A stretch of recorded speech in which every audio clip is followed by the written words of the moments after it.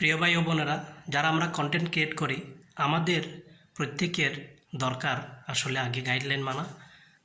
আপনি যদি ফেসবুক বলেন, যে কোনো অনলাইনের গাইডলাইনগুলো যদি জানা না থাকে আপনার, তাহলে কিন্তু আমরা সমস্যার সম্মুখীন হতে হবে আমাদেরকে।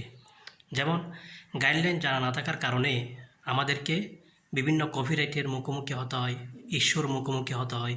বিভিন্ন জনকে যে আমরা কমেন্ট করি, কমেন্টের ধারাটা বুঝতে না পেরে যাকে তাকে যেরকম সেরকম কমেন্ট করার কারণে তারাও কিন্তু আমাদেরকে কপিরাইট দিয়ে দেয়।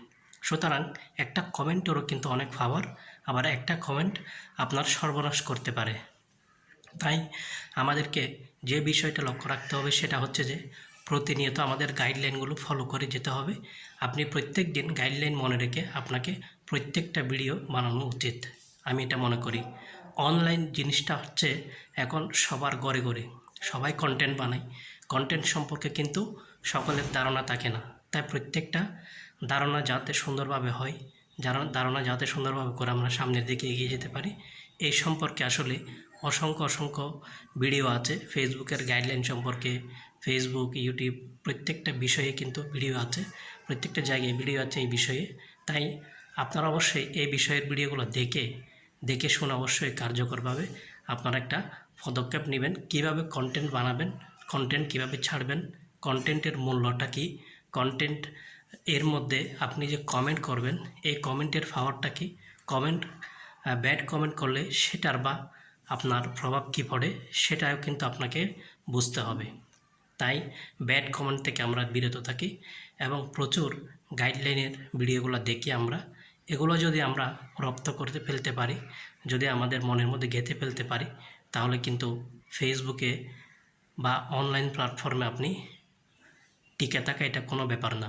তাই আপনাকে টিকে থাকার জন্য মোটামুটি কিছু বিষয়ে অবশ্যই আপনাকে নজর রাখতে হবে। ইস্যু বলেন, কপিরাইট বলেন, গাইডলাইন বলেন, এগুলো যদি সুন্দরভাবে আমরা করতে পারি তবে দেখবেন আমাদের আর কোনো প্রবলেম হওয়ার কথা না। তাই আমাদের দেখে শুনে ভেবেচিন্তে কমেন্ট করা দরকার। কোনো ধরনের ব্যাড কমেন্ট আমরা করব না।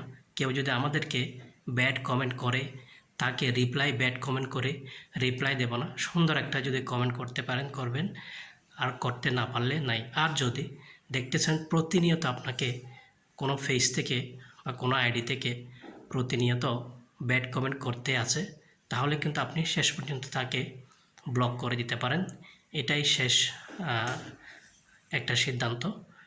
তখন কিন্তু এরপর থেকে ওই আইডি থেকে আপনাকে আর ডিস্টার্ব করবে না।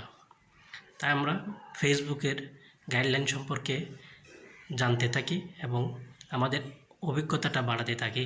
ভালো থাকবেন, সুস্থ থাকবেন।